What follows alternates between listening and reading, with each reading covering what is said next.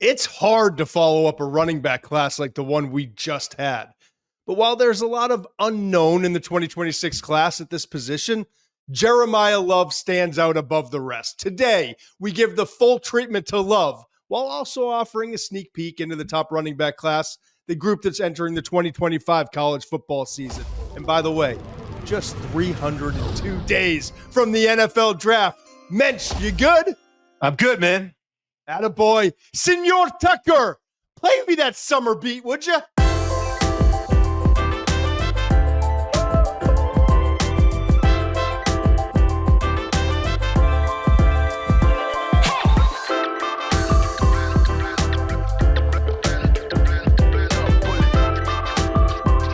Some people would say, great way to start, just stumbling over my own words.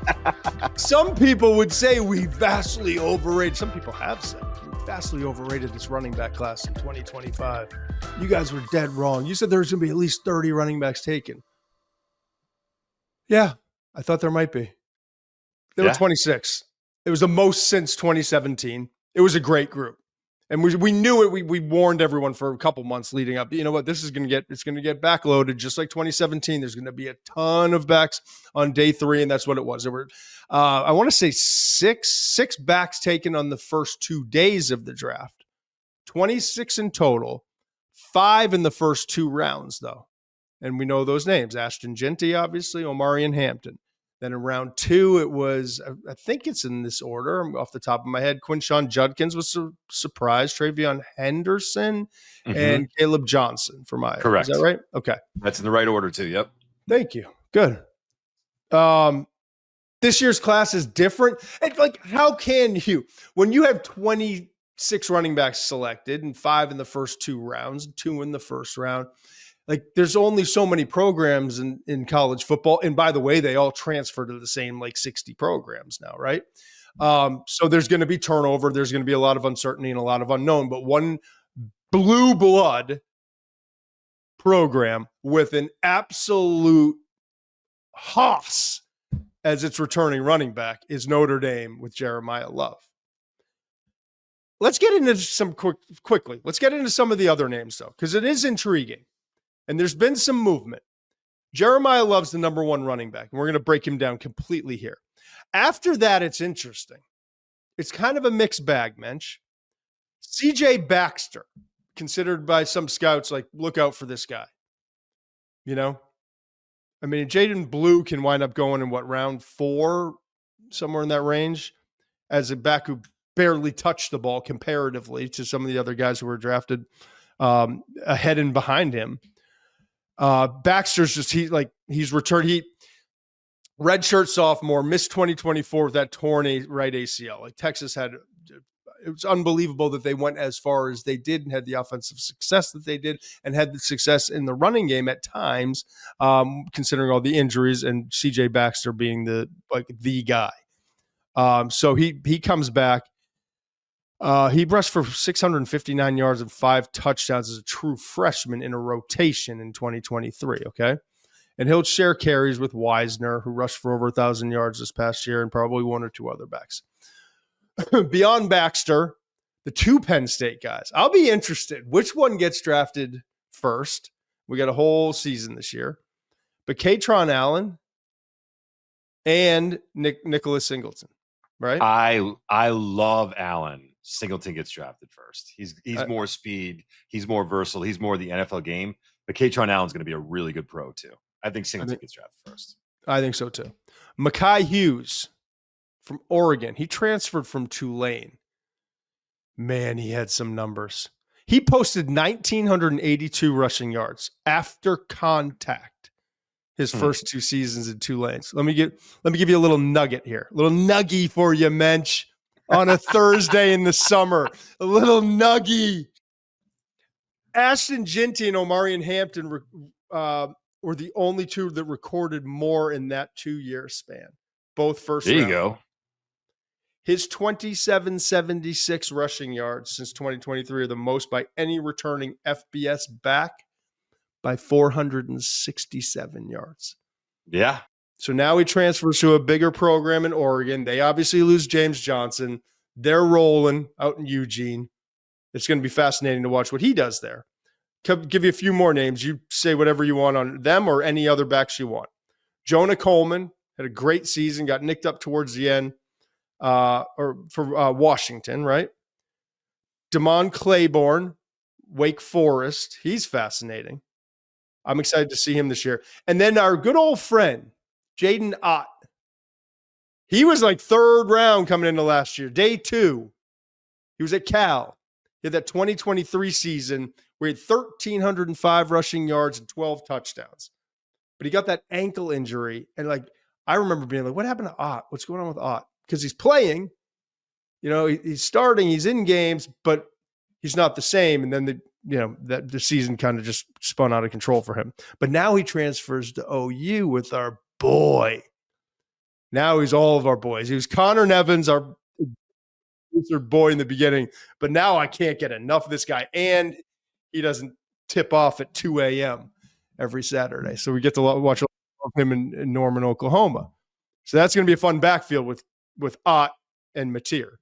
So anything from you? I would say I love big backs. I like the guys who have 220, 225 plus. And Jonah Coleman is 5'9", 229. That's what he's listed at. He is a power back. We'll see how he runs, but I'm intrigued by Coleman. Got a lot of work to do on these guys. This is what happens when the market gets flooded, though, is now there's a vacuum of power. And you're going to see guys that we aren't talking about right now. They're going to be players that we are not talking about who are going to step into that vacuum. Like a lot of them. Right, and start competing for a top 5 spot in the position. So it'll be fun to watch. It's going to be a good year. All right. Jeremiyah Love, Notre Dame. 2023 is a true freshman. He came in. By the way, he's 6 foot, 212. He's listed. I bet he's close to 218 this year when he plays, would be my guess. Estimated, I've seen anywhere from 4.4 flat to 4.48 was kind of the range. I'll bet under than over on this guy. Yeah. He led Christian Brothers High School to back-to-back state championships in football. That's in the state of Missouri. Also competed in track in high school. The long jumper, he had I forget, it was like a personal best of 22 point something feet. I'm not a big track guy, but I do know that 10.76 is pretty damn fast in the 100 meters. And he won the Missouri Class 5 state title in the 100 meter with that time. 2023 comes into Notre Dame. He played in all 13 games, 1 start, finished second on the team with just 385 rush yards, 5.4 yards per carry, 1 touchdown. Kind of a welcome to the Bigs kid. We get a rotation here. This is Notre Dame, by the way. You'll get your time in the future. But it didn't take long. 2024 takes over full-time starter. 16 games. Finished with 163 carries. The quarterback bailed him out in terms of like the punishment he took. Still, towards the end of the year, and we'll get into that, was knocked around. Wasn't the same guy. I think 4 carries in the final game, the national championship. But 11, 25, 17 touchdowns. He averaged 6.9 yards per carry. And he also caught 28 passes for 237 yards and 2 more scores. So that's the backdrop. Let's play our favorite game, Muench.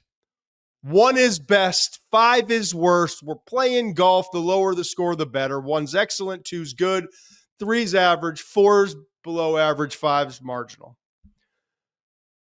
You tell me as we go through the position-specific traits, which are vision, patience is 1. The next one is agility, acceleration.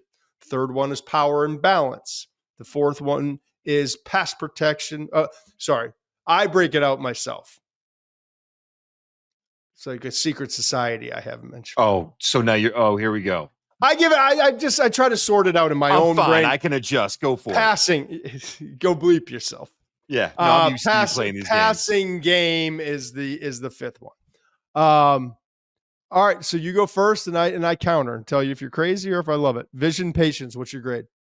Is competitiveness? That's what I have first. Is competitiveness. Is that different on your box? Yeah, I guess I've just cheated and made my own boxes. What do you get for competitiveness? 1. Absolutely, ball security is off the charts, and the way he runs. Vision, patience. 2. I went 1.5. Okay. Same neighborhood. Agility acceleration. 1.5. Bingo. Same here. Power balance. 2. I went 1.5, but I can live with your grade. Passing game. 2. I went 3. I get why you went 3. I Okay. get why you went 3, and then I'm going to make the argument of why you're wrong. Because I've already had that debate in my own head, so I'm fully prepared for whatever you're going to say. I play the pros and cons game. Let's get into it then. You start. What do you got? I think juice is the first word that comes up when you watch this guy. He gets a lane and he can go. Like I said, he can scoot. That's he can see you later. And you don't always see that. There are some guys who have that long speed, those, that smooth build up long speed who aren't as explosive. This guy has got he can hesitate a little bit, give his blocker a chance to get in position, and you see that explosive burst through I the think line of that's what's scrimmage. different than with him as a 210. Let's call him like 215, as like a 215 back that's trending. Mhm. By the time he gets drafted, he's going to be right around 220, which is kind of where you and I agree. We like to see our backs. I think that's what's different with him than most other guys. It doesn't take him but to reach top speed. He goes, man. Yeah. And it jumps out. It jumps out on tape. Right. Go ahead. I think maybe one of the downfalls with how explosive and fast he is there are a couple times I got the Forrest Gump cut.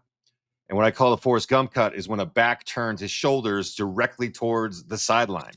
And you are never coaching that as a running back coach. You remember when Forrest Gump was at Alabama? You guys remember his career at Alabama? He's returning a kick and he just turns sideways, and the coaches and the players like, no. There was a couple times where he actually turns his shoulders towards the sidelines and then gets outside contain. Now, in the NFL, I don't think you're going to do that. To the benefit of the doubt for the player is that the force player lost contain, and he knew he just had to get outside and then he could go. So maybe he made the read, okay? But there are some times where I'm like, maybe he leans on the burst and explosiveness a little bit too much, and let's get upfield. Not a lot. It's not a big issue. It's popped up a couple of times in my head. The other thing I'll say about this is, especially early on, I couldn't tell if it was the way he was wearing his socks or tights underneath his pads. It looked like he was very high cut, and I do think he's a little bit of a high cut player. And when I see those guys, I get concerned about their ability to change directions, and I get concerned about their power. This dude can sink his hips and make a violent cut and make a guy embarrass dudes in the hole, embarrass guys in tight spaces. And then the power, he is strong, man. I'm sure we're going to talk about this a little bit. That Penn State touchdown, it's a 2-yard touchdown run in the playoffs to put Penn State ahead. It was 10-10 at the time, beginning of the fourth quarter. He's playing on a knee injury that, again, we'll talk about, but he's playing with a knee injury, and he refuses to go down. I mean, he will not be denied. I counted 4, maybe 5 defenders had a chance to get him on the ground, and he just wasn't having it, and he gets into the end zone. So you look at that just core strength, that power, the ability to break tackles, the ability to make guys miss, and you add that onto the patience, you add that onto the burst and the speed.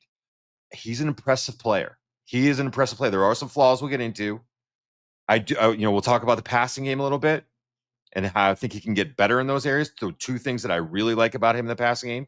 One is he's willing and he's strong in pass protection. He's got to get better, but he's willing and he's strong. And the second is he's a problem after the catch. He is going to be a problem after the catch. They like to get him a little involved where they put him out wide or in the slot, run some tunnel screens with him, get him the ball in space. He is hard to tackle with one dude after the catch. So there's some things that can improve there. I don't think he always catches the ball cleanly. I think the hands could be a little bit better. He's not a polished route runner. I also think he's not a polished pass blocker. I think he likes to lean with his shoulder. He'll if you read him right, the defender knows which way to go, and that could be more of a problem. Also could be a little quicker identifying assignments. These are just little things he's got to clean up in pass pro, but he's got some pop and he's willing, and he'll step up and meet dudes, and he'll do it between the tackles or if picking off guys off the edge. He's, again, I think a younger player. It's very encouraging what he was showing last year in pass pro. All right, folks, that's our show on Jeremiyah Love. We'll see you on Monday. No, that was great. That was great. I got a comp too. And yeah, why not? Right? Yeah, same build. Yeah, just take the day off. You're good. Same build. My headphones work. This is the comp. This comp is why I didn't give him a 1 in acceleration and agility, because this guy's a little bit different than the comp. But he's got the same build and sort of the same running style as Darren McFadden did at Arkansas. He reminds me a little bit of Darren McFadden. Now, Darren McFadden ran a 4.33, and I don't think that Love is quite there. But they are both explosive, and they both have not only that explosive burst to the hole, but that explosive power. Like Jeremiyah Love, if he has to, if you got him in a tight space in a hallway, he will try to run through you. He's not just a guy that's going to make guys miss and try to get around you. He will use that explosive burst to lower his shoulder and try to run through you. That kind of reminded me of McFadden. And then McFadden, I mean, I just went back and watched the highlights. Man, that guy was fun to watch when he was at Arkansas. I mean, when he got a crease, it was see you later. And it didn't matter if it was LSU. It didn't matter if it was Georgia. It didn't matter who he was going against, man. He was gone.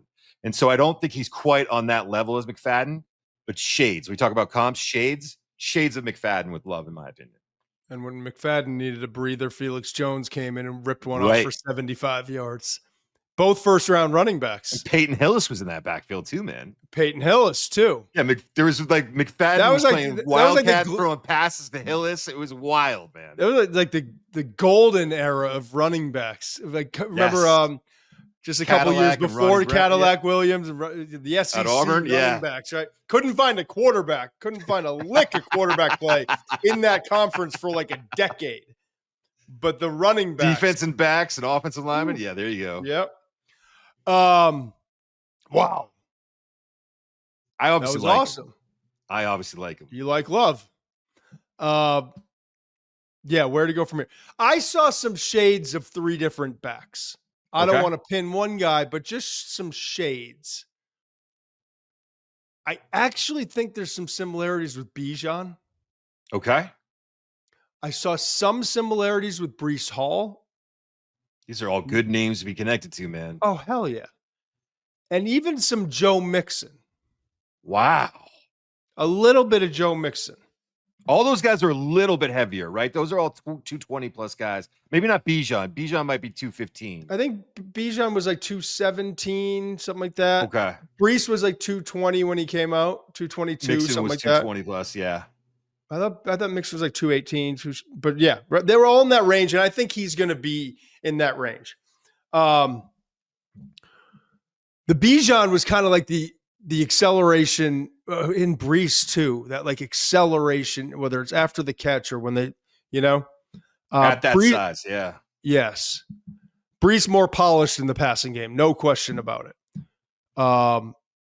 Yeah. Anyways, those are 3 backs that I kind of looked through that shades of. Okay.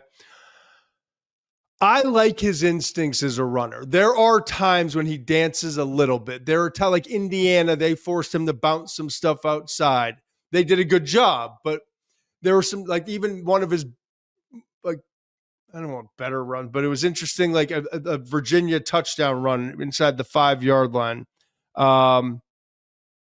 It was 13:09 second quarter. I just found a sweet cut. It was a cut back to the outside, but kind of like what you talked about, like, can he work laterally that way in the NFL? There's some stuff that he can improve on, but like when he's working downhill is what, like, the inside handoff with the pick and slide. And what I love about him is a lot of guys can pick and a lot of guys can slide, but can you be doing that dance? And I don't mean dancing as a negative. I mean like that dance that every good running back has. When and I don't mean dancing. I mean like that. Where's it going to be? I'm watching the blocks in front of me. I'm waiting, but there's going to be a moment of truth. And when I think he does a really good job in those situations, he's advancing the run. It's moving. But when it's time to go, he is I'm always looking for it. Play 21 against Miami, Ohio. I know it's Miami, Ohio, but play 21 against Miami, Ohio. I was like, oh, there it is. I got it. He does that, and he can do that. And again, it separates great backs from good backs. I saw it right then. It was patience, and as soon as he had a gap, as soon as guys were set with their blocks, he was gone. I mean, he was just so fast through the hole. It was crazy.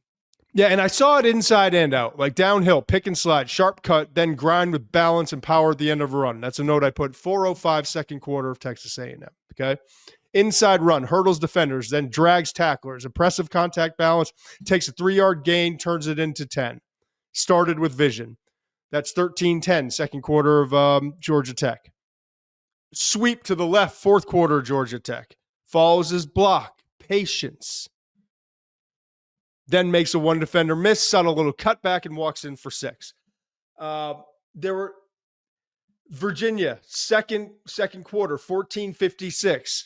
This is when he's at his best. Downhill charging, patient, but then explode. If you want to see, if I had to it doesn't show all of his traits and all that, but if you want to see what I think is going to make him special, go to 14:56 second quarter. First play from scrimmage of the second quarter for them, I guess, or maybe second, whatever.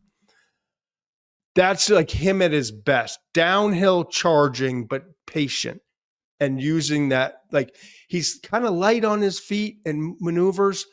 For a high cut guy. Yeah. For a high cut guy. Out. Yeah. And so I love that about him. I also think like he's got this really cool combination when it comes to his power and his contact balance. He is an upright runner. And so like, I think what's cool to watch is, and I remember like Cadillac Williams had this. It can run a little high and have a lot of pads as a target for a defender. But when you go to get him, it's slippery. It's like this subtle shoulder move. It's this lean with your body. So my target goes from this. You know what I mean? Let's call it a foot and a half of a target that you think you have as a defender. And all of a sudden you go to get the moment of truth, the point of contact. And it's like this. It's like 4 or 5 inches. Somehow like it's like this thing. And then they're bouncing off and the legs are going. And he's not one of those like or like even like he's like kind of sweetness, like a poetry in motion type thing. Like, bouncing off, break this tackle. And then at the end of every run, though, is when it changes. It goes from this like slippery contact balance where he just kind of has those instincts, right? And it's like you're never getting a full target to like, all right, I'm done, but your work here isn't done. Do you know what I mean? Yeah, it's full like a butterfly sting, like a bee, man. Like he's floating through there and he's doing his thing, and all of a sudden, but then when he knows, like, all right, I'm going to end. This run is over. Yeah, this run is over. But I'm going to drag you and I'm going to get 5 or 6 or even 2 or 3, but I'm always going to make you work hard now. Mm-hmm. And so it goes from this sweet, but I mean, I like it. Ali. Yeah. It's like this sweet, poetic running style. And then all of a sudden at the end, it's like, fuck you. You want to bring me down? You're going to have to pay. Right? Now we do have to talk about the fact that he did hurt his knee at the end of the year against USC, and it affected him in the playoffs. Not so much against. By the way, the Indiana game, he's coming off a knee injury, and he's battling. He's sick, and he has a monster game. He had the 98-yard run. He was a big difference in that game. But for the next 3 games, Georgia, Penn State, Ohio State, not the same dude. 6 carries, 11 carries, 4 carries. Right now, we are also talking about a guy who I think he averaged 10.2 carries per game.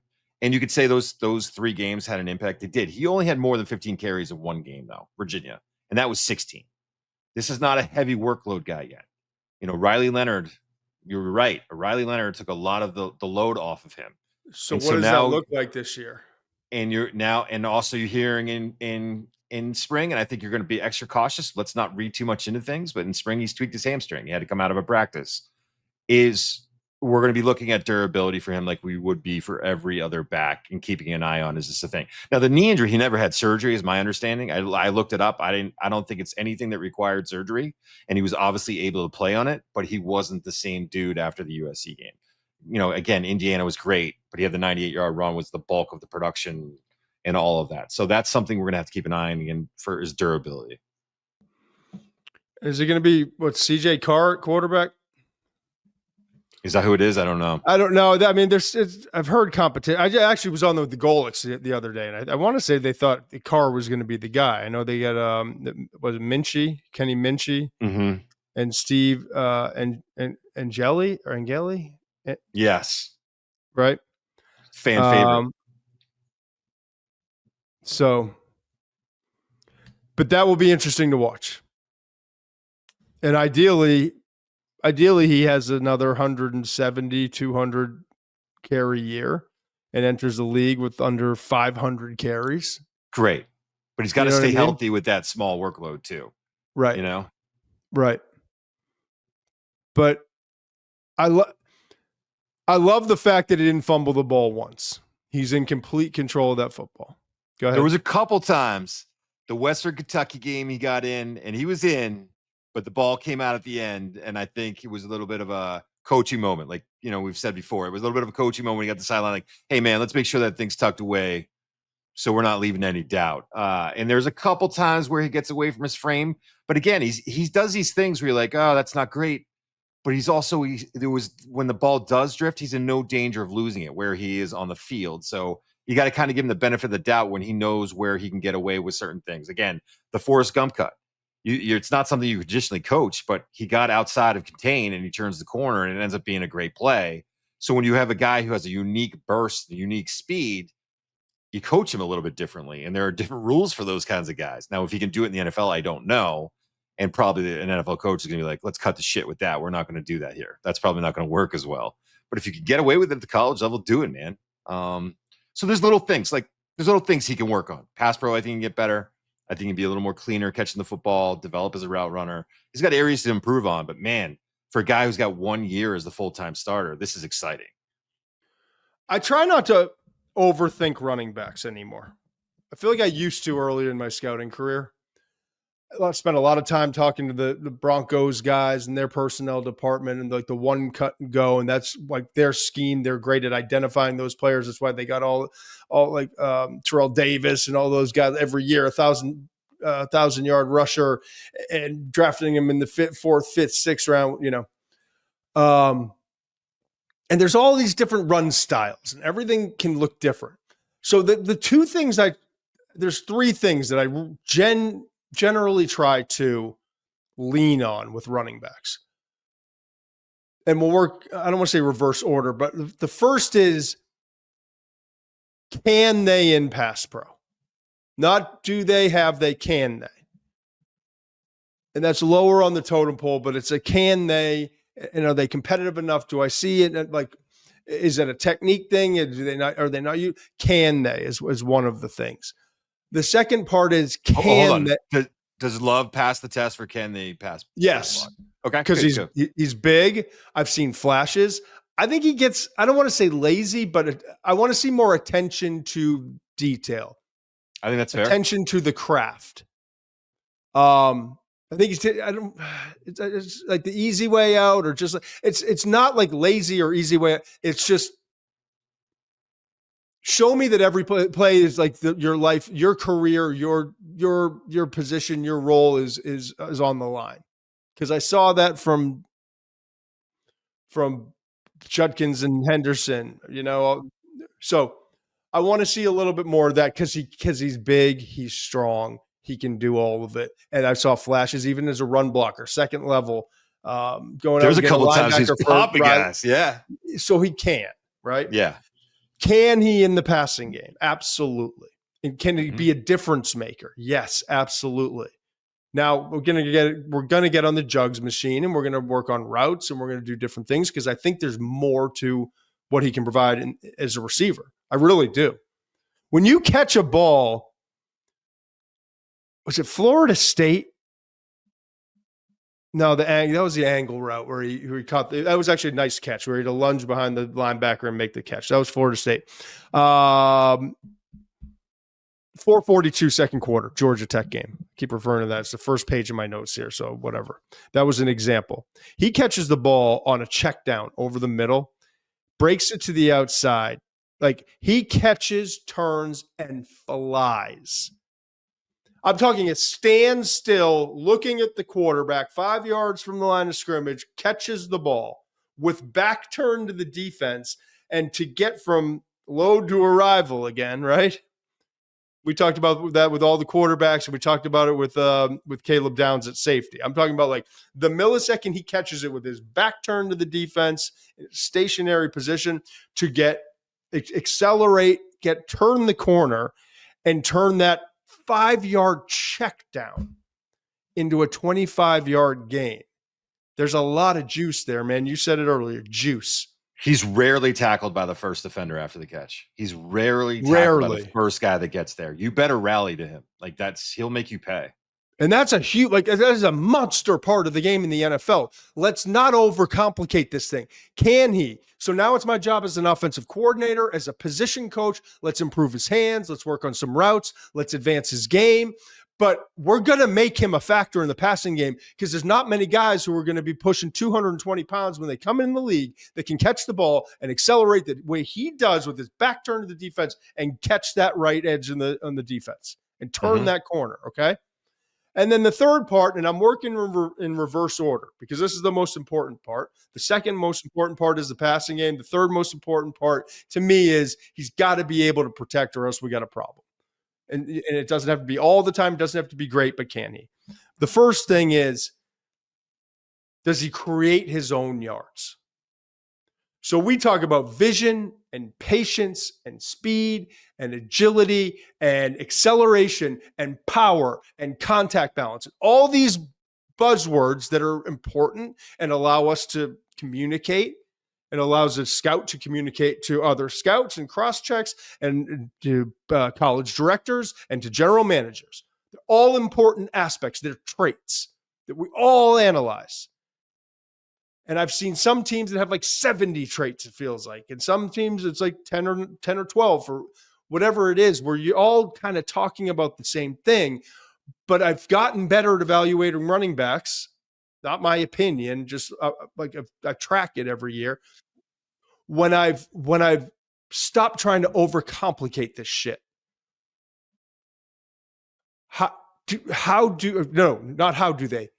Do they create yards on their own? I think that Penn State touchdown's exhibit A. I mean, that is no shot that he's scoring there. And you can do it with power there. And on this catch after the catch, he does it with speed. And I told you about plays where it's pick and slide. And the 99-yard one, there wasn't a whole lot of beauty or vision or sharp cutting or wiggle or power or anything else. It just, right? Inside handoff, takes it left, figures out a going off tackle here. And then that's 10-7, 600-meter sprint comes in, right? So there's different ways to do it. Second quarter Virginia game that I told you before, walking in for 6, it was this sweet little lateral cut. And can he, I don't know if he can, but like it's little like it, and we talked about whether it's slippery. And then you look at it over the season, you say, well, this guy only had, what was it? It was 163. So he had 191 offensive touches. Well, he generated 64 missed tackles forced. And with some guys, you're like, yeah, that was the speed, or he's great at like planting his foot in the dirt and accelerating. He's a great fit for the Shanahan offense if he does that. This guy is shifty and all that. And all the guys we talked about, right? What I really appreciate about his game is there's a whole bunch of ways he does it. He does it with that 4.4-ish speed. He does it with that sharp cut. He does it with the pick and slide. He does it with the dip, the body, the small target. He does it by being slippery. He does it by breaking arm tackles. And then he does it with the fuck you 3 to 5 yards at the end of runs. That's a bunch of ways. That's why I like him. I think there are just a bunch of ways. Go ahead. Something else that jumped out to me when I'm watching his explosive runs and then just his speed And I kept seeing it. I was like, wow, these Notre Dame receivers are blocking their ass off out here, man. Yeah. They are fighting. And then it dawns on me. I'm like, of course they are. They know that if they can secure that block, if they can stay, just stay on the guy for 2-3 seconds, they've got a chance of this being a game-changing play. It's not like they're out there like, I'm not blocking for this 4-7 ass. Well, you better block in Notre Dame because you don't get to run routes very often anyway. Right. But there's some guys out there like, man, this guy's never going to get here. He's never going to turn the corner and go. But when you got a guy like Jeremiyah Love, it makes receivers, I really believe this, it makes receivers want to work because they know the tape's going to show up and either one of two things is going to happen. Either that running back's running 75 yards at the house and you look great, or your guy makes the play and it prevents your offense from having a game-shifting play. So it's something that just stood out to me. I was like, man, these guys really work for him. They really want to secure their blocks. They really want to stay body on body. That's an interesting point. I can't think of a great program where you don't say when you're done watching the tape, boy, those receivers block. Boy, Ohio State, Michigan, Alabama, Georgia, even Oregon, Penn State. Think about it. You just brought that to my head. Like, think about it. It's a sign of like respect for the program, right? And then when you have a guy like Love, who like I could. And by the way, if you're in it for you, if you're just in it for you, but you got to fall in line with the program. You know what stands out to me more than anything? Like we see unbelievable climb the ladder catches, plucks and runs and all this stuff, breaking ankles. When I see a receiver 20 yards downfield and he flashes, I don't give a damn what year it is. And like when I'm watching a different player and I see that as an evaluator, I'm rewinding, pausing, finding that number. Maybe he's a freshman, mental note. Maybe he's in this class, physical note. You know what I mean? Yeah. Side tangent based off of a really good point you made, but go ahead. No, that's all I was going to say is that you're watching all these explosive runs and it's just sticking to me that there's always a defender downfield that he's going by where his receivers wall them off. And it's just, of course you're going to block hard for that guy. You want to block hard for those guys that have that great speed. It's going to be interesting. I think he's legitimately a first round back. I think. Do you want to play the game of where he would be in last year's class? Want to do that? Yeah. Want to do that? I'll name the guys that I think I have our rankings right. And so he had to come out after. So he redshirted in 2022. Had the redshirt freshman season 2023. Same stats, same production, same tape, and then had the 2024 as a third-year player. Right. So would you take him ahead of Ashton Genty? No. Would you take him ahead of Omarion Hampton? No. Would you take him ahead of? We'll go with the way they went. No, we'll go with our rankings because I think that makes more sense for this argument. Would you take him ahead of Travion Henderson? We're starting to have a conversation, huh? Yeah, we are. Yes, we're having a conversation.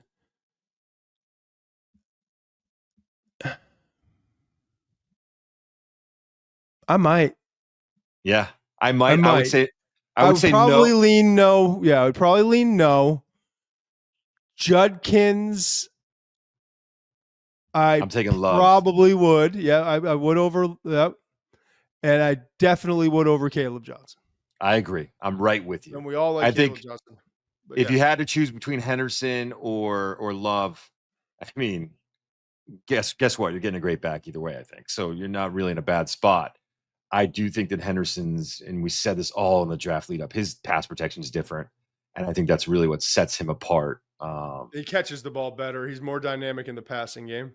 And if you're making the argument for Love, you're saying a bigger frame probably could be more of a more of a primary ball carrier. You could do that. Both battle injuries. Both may have to be, I shouldn't say bad. Both have had some signs of concern with maybe load management at the next level. But yeah, no, I think that's fair. It would be third back is where the jumping off point in the conversation would be.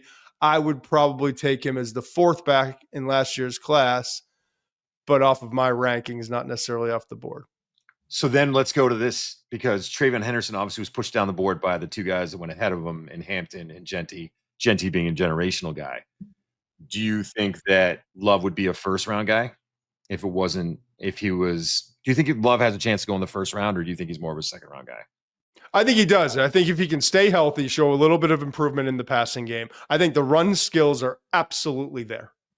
I think he's a first round running back in terms of his run skills. And I mean, all of it combined, the agility, the acceleration, the vision, the patience, the contact balance, the power, all those things combined. He is a first round running back. But the game is not just about that. In fact, almost equal emphasis on the passing game. And right. So I think he's got to make some strides there. And quite honestly, like, it just wasn't a big pass happy offense. So that's going to be interesting to see this year. But I think, yeah. I can't wait to watch him. Can't wait to watch him. I mean, he's so much fun to watch play. So me too. All right. Let's wrap it up there. Let's get out of here before we screw it up. We'll see you guys on Monday. Hope you're enjoying your summer. We will, I don't know. We got a whole schedule here. I'm going to the Passing Academy, Manning Passing Academy. I'm going to miss you there, Muench. It was a last minute thing. Pumped to go. Been talking with Archie Manning. It's going to be a disaster. Northeastern Irishman from Boston down in Thibodaux, Louisiana in June, late June. So we're going to come back. We'll talk about Passing Academy quarterbacks. We'll kind of review and throw some of the insights in there when we come back next week. We also have, then we're going to take the 4th of July off. It's America. We're going to celebrate America. For the love of goodness. America. And then we'll come back. We got Clemson's defense. We're talking NFL rookie mailbag and a bunch of draft stuff. We're going to do wide receivers. We're going to do a bunch of different stuff. So we got an exciting lineup, but the Manning Passing Academy will be something that we review next week, and also kind of review all of our quarterbacks. Now, I'm going to put you to the fire with your quarterback rankings, because I was so definitive last time we did it. Okay. Let's get out of here before we screw it up. We'll see you guys next week. See ya. Must be 21 plus and present in select states. For Kansas, in affiliation with Kansas Star Casino, or 18 plus and present in DC. Gambling problem? Call 1-800-GAMBLER or visit rg-help.com. Call 1-888-789-7777 or visit ccpg.org/chat in Connecticut, or visit mdgamblinghelp.org in Maryland. Hope is here. Visit gamblinghelplinema.org or call 1-800-327-5050 for 24/7 support in Massachusetts, or call 1-877-8-HOPE-NY or text HOPE-NY in New York.